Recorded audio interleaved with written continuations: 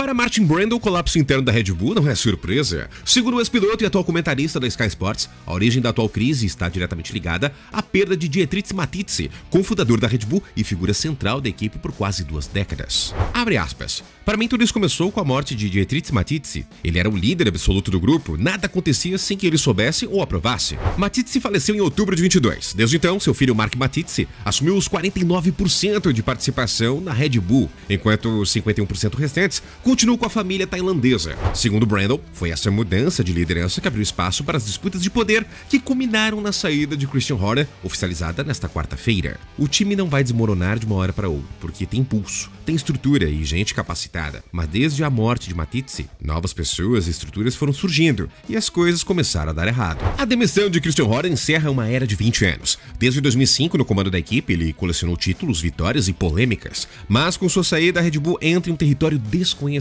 A gestão da equipe, dividida entre a sede austríaca e os interesses tailandeses, tenta agora preservar Max Verstappen, recuperar Adrian Newey e manter a hegemonia esportiva em meio à instabilidade técnica e política. A Red Bull ainda tem uma base forte, mas perdeu os líderes que a fizeram grande. E sem Mateschitz, não há mais um árbitro supremo. Enquanto isso, Horner, que tecnicamente ainda está ligado contratualmente à equipe até 2030, começa a observar outras possibilidades do paddock. E um nome surge com força: Alpine. Comandada nos bastidores por Flavio Briatore, a Alpine vê em Horner a figura ideal para liderar a reconstrução urgente. A equipe francesa vive uma crise técnica e de organização crônica, e a presença de um chefe experiente pode ser o gatilho necessário para uma virada. O F1 Insider apurou que uma cláusula contratual que impediria Horner de migrar imediatamente para outra equipe rival não está mais ativa. Ou seja, seu caminho para uma nova função está livre. Briatore, por sua vez, não esconde o interesse. Em um post nas redes sociais, enviou uma mensagem pública a Horner. 20 anos no topo dizem tudo. Um competidor nas pistas,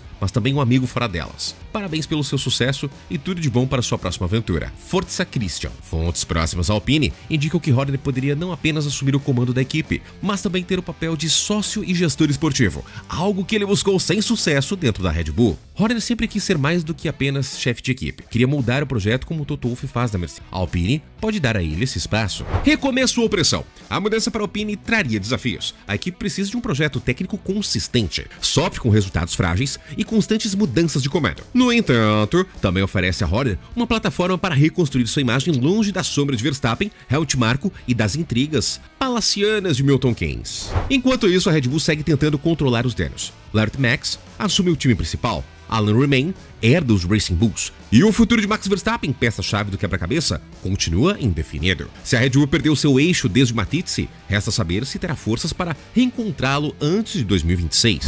Em meio a todo esse turbilhão que atingiu a Red Bull após o GP da Grã-Bretanha, há um nome importante que ainda não sabe onde correrá no ano seguinte. George Russell, vencedor em Montreal e atual piloto da Mercedes. Russell é hoje o competidor mais bem colocado no campeonato, sem contrato garantido para o próximo ciclo técnico da F1. Enquanto nomes como Oscar Piastri e Lando Norris já estão protegidos por contratos de longo prazo com a McLaren. O futuro de Max Verstappen e seu impacto no mercado continua a embaralhar as cartas no paddock. A possível ida do tetracampeão para a Mercedes é uma sombra real sobre as negociações entre o Russell e a equipe de Brackley. E nas palavras de Diego Media, parece que George não recebeu a oferta que esperava da Mercedes. Mais do que dinheiro, ele quer garantias, tempo de contrato, estabilidade, protagonismo no novo regulamento. Russell quer um compromisso mais extenso, possivelmente um contrato de 3 anos, mas segundo Tom Clarkson, do F1 Nation Podcast, Toto Wolff ainda reluta em oferecer um acordo com tamanha duração, especialmente com a possibilidade de Verstappen surgir como opção concreta para o ano que vem. George não quer 1 mais 1, ele quer 3 anos fixos, e Toto está hesitante, mas eu ainda acho que ele merece o que está pedindo. George Russell é muito bom.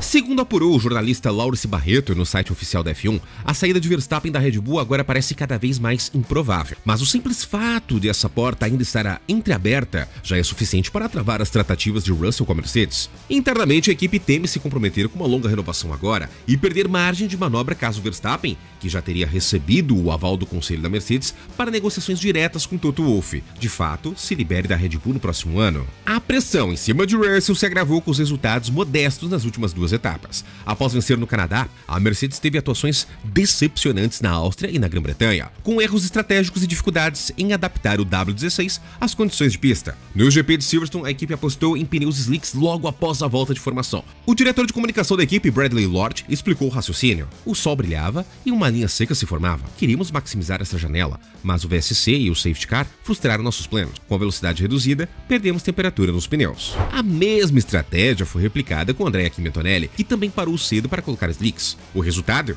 O jovem italiano foi vítima de uma colisão com Isaac Hadjar e abandonou sua segunda corrida consecutiva, carregando ainda críticas ao acerto do carro. Kimi teve dificuldades para ganhar confiança nas curvas de alta velocidade. Precisamos garantir que ele tenha o equilíbrio certo em Spa. Apesar da frustração com o resultado em Silverstone, Russell mostrou talento no sábado ao classificar-se na segunda fila, superando as Ferraris e se aproximando das McLaren. Mas a chuva no domingo destruiu qualquer chance real de brigar pelo pódio. A Mercedes agora foca nas próximas etapas, com atualizações planejadas para Spa e Hungria, incluindo o desafio extra da Sprint Racing em Spa. Precisamos levar uma base melhor e teremos atualizações de desempenho antes das férias de verão. A equipe busca resgatar o nível mostrado em 24, quando chegou a fazer uma dobradinha em Spa, até a desclassificação técnica de Russell. A grande incógnita segue em aberto. Russell renovará com a Mercedes como pilar do novo ciclo ou será vítima do jogo de xadrez que gira em torno de Max Verstappen? Verstappen pode acabar sendo usado como alavanca nas negociações com Russell. Se a Mercedes estiver realmente empenhada em trazer o Max, George pode ver suas opções se esgotarem rapidamente. Com Christian Horner fora da Red Bull, as conexões passadas com Russell perdem força. A Mercedes, por sua vez, terá que decidir se aposta todas as fichas do talento que formou desde 22 ou se espera por um golpe de mestre envolvendo o maior nome da F1 atual.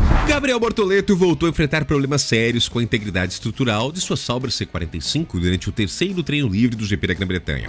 O Brazuca perdeu o controle do carro na tradicional sessão Becks, rodou sobre as zebras e a grama e acabou sofrendo uma quebra na suspensão dianteira esquerda, já no momento em que deslizava fora da trajetória de corrida. O acidente aconteceu nos minutos finais da sessão, forçando a direção de prova a exibir a segunda bandeira vermelha em um curto intervalo de tempo. Como resultado, o treino foi encerrado 2 minutos antes do previsto. Felizmente, Gabriel saiu ileso. E nas palavras de Martin Brundle, acho que foram as condições do vento que o pegaram de surpresa. Mais do que um erro de pilotagem, o incidente acendeu um novo alerta sobre a fragilidade estrutural do carro da Sauber, que já havia apresentado problemas semelhantes em Melbourne durante a estreia de Bortoleto na Fórmula 1. Vimos em Melbourne, com a Sauber, que a suspensão traseira quebrou quando ele rodou, antes mesmo de atingir qualquer coisa. Hoje vi o carro quando o trouxeram de volta e literalmente tudo estava destruído no canto dianteiro esquerdo. Parecia um ovo esmagado, quebrou como um graveto. A imagem descrita pelo comentarista evidencia uma preocupante vulnerabilidade no projeto do C45, que parece incapaz de absorver forças laterais mais intensas, mesmo antes de qualquer impacto direto com barreiras. O padrão se repete em ambas as ocasiões. O carro sofreu quebra de suspensão ainda em movimento durante o deslizamento,